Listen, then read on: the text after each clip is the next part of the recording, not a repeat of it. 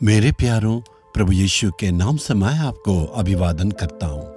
एक नए महीने की पहले दिन में आए हैं। आज आप परमेश्वर ने मेरे लिए क्या वचन रखे हैं, बहुत बेताब से इंतजार कर रहे हैं ना। प्रभु ने आपके लिए एक वादा रखा है, आज उसको बोल के आपके लिए मैं दुआ करूँगा। आप ये देख रहे हैं जहाँ कहाँ है, देख रहे हैं ना, ये हमारी स्टूडियो है। ये प्रभु का घर कहलाता है। सबसे पहले भाई डीजीएस दिनकरन के द्वारा इस जगह को हमने उद्घाटन किया। यहाँ पर अंतराल की प्रार्थना की जाती थी, उपवास की प्रार्थना यहाँ पर हमने किया। यहाँ जहाँ न समा सका, उसके बाद हम दूसरे जगह को प्रार्थना भवन के रूप में बनाए हैं। वो 3000 लोग से ज़्यादा आने से वहाँ भी ज़्यादा जगह नहीं था, इसलिए अभी नया प्रभु का घर भवन बनाए।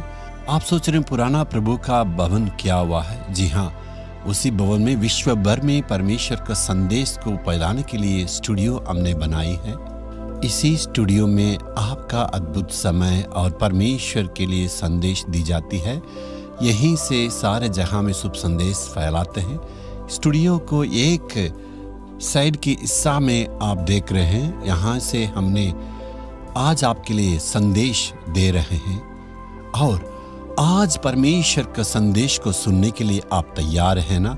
यशायाह नबी के 45 अध्याय का 2 वचन में, मैं तेरे आगे आगे चलूंगा और ऊंची ऊंची भूमि को चौरस करूंगा। प्रभु कहता, मेरा बेटा मेरी बेटी, मैं ही तेरे आगे आगे चलूंगा। जो टेढ़ी मार्ग है तुम्हारे लिए मैं सीधा करूंगा। हाल में रेलवे के विभाग ने एक सूचना दिया था, रेलगाड़ी की गति को बढ़ाना है, लेकिन जहां जहां पटरियां है वो सीधा नहीं है, कहीं कहीं तो टेढ़ा है। इसलिए यदि हमें गति को बढ़ाना तो रेल पटरी को हमें सीधा करना पड़ेगा। आप राजमार्ग को देखिए, पहले खेतों में होके जाते थे, टेढ़ा होके जाके घूम घूम के जाना पड़ता, गाड़ी की तेल खर्चा होती थी। लेकिन अभी जो रास्ता बना रहे, नया मार्ग बना रहे, खेत को खरीद के सीधा मार्ग बनाने से अभी हम आसान से जाते हैं। यात्रा में टेढ़ी मार्गों को सीधा करने से हम आराम से यात्रा करते हैं। आज प्रभु हमारे लिए क्या वादा देना चाहते हैं? हमारा जीवन में देख रहे हैं, आगे हम बढ़ नहीं पा रहे हैं, बहुत सारे बाधाएं जीवन में, बहुत ही परेशानी संकट है, पढ़ाई में और काम में, बिजनेस में आगे बढ़ नहीं पा रहे, हमेशा दुख तकलीफ में है। सीधे मार्ग जो है हमें दिखाई नहीं पड़ता है, टेढ़ा मार्ग जैसे दिखाई पड़ता है। तो परमेश्वर कहता है, मैं तुम्हारे जीवन में आगे आगे बढ़ के जाऊंगा और तुम्हारे लिए सीधे मार्ग दिखा के तुम्हारे जीवन में आगे मार्ग बताऊंगा। प्रभु हमसे ये नहीं कहता है तुम्हें आगे बढ़ना है और मैं पीछे से तुम्हारी मार्ग दिखाऊंगा, ऐसे प्रभु कभी नहीं कहता है। लेकिन प्रभु कहता है, इस महीना में मैं तुम्हारे आगे आगे जाऊंगा, जो टेढ़ी मार्ग है तुम्हारे लिए सीधा बना के मैं एक नए मार्ग बताऊंगा। हमारा यीशु छुड़ाता सेवा की शुरुआत में हमें पता नहीं था किस ढंग से इसे निर्वाह करें, क्योंकि बहुत सारे सेवाएं बढ़ चुकी थी, मिशनरी सेवाएं, शुभ संदेश की सेवाएं, बहुत सारे सेवा में हमें क्या करना पता नहीं था। लेकिन हमारा एक मित्र था, वो मेरे पास आए थे और उनसे मैंने विनती किया था, आप जो है हमारी सेवा में आके मदद करना है। उस भाई ने मात्र एक ही दिन में इस सेवा की पूरी बातों को जांच पड़ताल करने के बाद उन्होंने कहा था, इसको विभागीय रूप से अलग अलग करना, सारे सेवक लोगों को अलग अलग जिम्मेवारी को दे के इस सेवा को बढ़ाना है। उस भाई ने जैसे कहा था, हमने वैसे ही अपने विभागीय सारी बातों को अलग अलग किया था। इस प्रकार मीडिया के लिए अलग विभाग, शुभ संदेश सेवा के लिए अलग विभाग, मिशनरियों के लिए अलग विभाग, पत्रिका के लिए अलग विभाग, अलग अलग विभाग के लिए अलग अलग लीडर्स को हमने रख के सेवकाई को आगे बढ़ाने के लिए, नियंत्रण करने के लिए हमने जब सोचा था, बहुत ही सुंदर ढंग से सारा काम को आगे बढ़ते हुए देखे हम बहुत आनंदित हुए। आपका जीवन में जो कुछ टेढ़ी मार्ग है, यानी ऑफिस में थोड़ा टेढ़ा है और परिवार में आप सही नहीं हैं और व्यक्तिगत रूप से आप अनुशासन में नहीं है, ये सबको जीवन में सुधारना है। जीवन में हम मनमानी करने के चलते हमारा जीवन में सफलता नहीं है।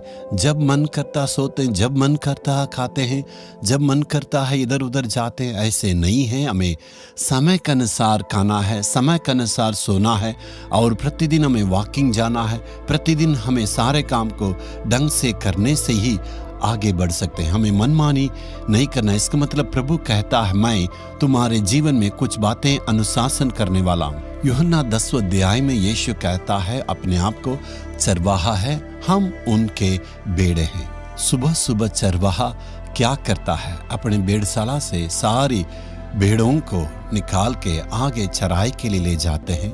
आगे वो निकलते हैं, भेड़ें पीछे पीछे चलते हैं। वो इसका मतलब आगे अगुवाई करते हैं।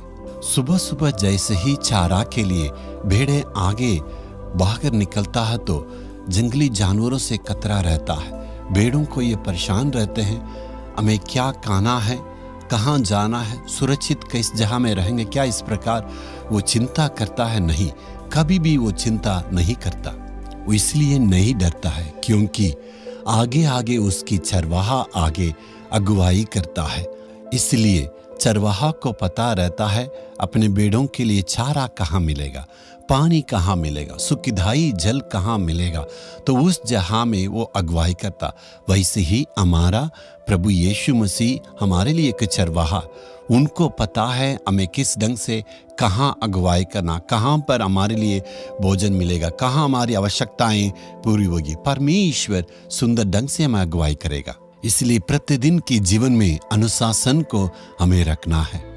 बच्चों की जिंदगी के लिए और अपने जीवन में अनुशासन में आने के लिए हमें प्रभु से प्रार्थना करना। मनमानी जीवन बिता रहे हैं प्रभु, हमें क्षमा करना है। इसके बाद प्रभु मैं अनुशासन में रहने के लिए अर्पण करता हूँ कह के क्या परमेश्वर के पास अपने आप को अर्पण करेंगे? यदि पूरे दिल से अर्पण करने से प्रभु हमें सहायता करेंगे। प्रभु से हमें कहना, हे प्रभु तू आगे आगे चलना है, मैं पीछे पीछे तेरे अगुवाई में मैं चलूंगा। ऐसे कहने से परमेश्वर सुंदर ढंग से आपको अगुवाई करेंगे। हे प्रभु तूने हमारे लिए वादा किया है, आगे आगे तू अगुवाई करता है, अच्छे चरवाहा के रूप में तू हमें अगुवाई करता है। हे प्रभु मेरे जीवन आपके सामने है, तू जानता है हमारा जीवन में अनुशासन नहीं है, काम में और पढ़ाई में किसी चीज में अनुशासन नहीं है। तू टेढ़ी मार्गों को सीधा करना है, सारे टेढ़ी मार्गों को तू प्रभु सीधा करने के लिए, अनुशासन में लाने के लिए अपने को अर्पण करता हूँ। आज का दिन से तू परिवर्तन को लाता, स्तुति हो प्रभु यीशु के नाम से, आमीन आमीन। नालू मावड़ी परमेश्वर के तंबू में पुनरुद्धार उत्सव 8 दिन में 50 त्योहार, मई के 3 तारीख से मई के 10 तारीख तक रोजाना सुबह 9 बजे से इन सभाओं की शुरुआत होगी। परिवार सहित इन सभाओं में भाग लीजिए। आपकी उपस्थिति ऑनलाइन या प्रत्यक्ष रूप में आकर दर्ज करें। अधिक जानकारी के लिए 7094777783 या फिर 8300135315 या 04639353535 पर संपर्क करें।